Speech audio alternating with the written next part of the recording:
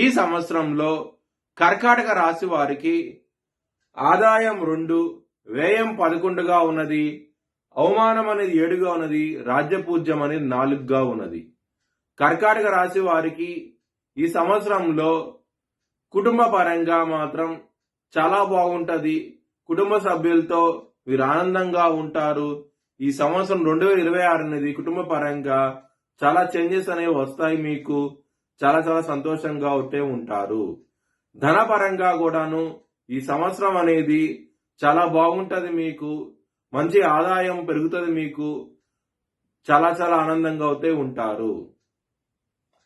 Lovers కి మాత్రం ఎప్పుడైతే గురువు ఇక్కడ మిథున రాశి నుంచి కర్కాటక రాశికి జూన్ 2వ తారీఖు నుంచి రాబోతున్నారు. అప్పుడు ఆయన పంచమ దృష్టితో పంచమ స్థానాన్ని చూస్తూ ఉంటారు.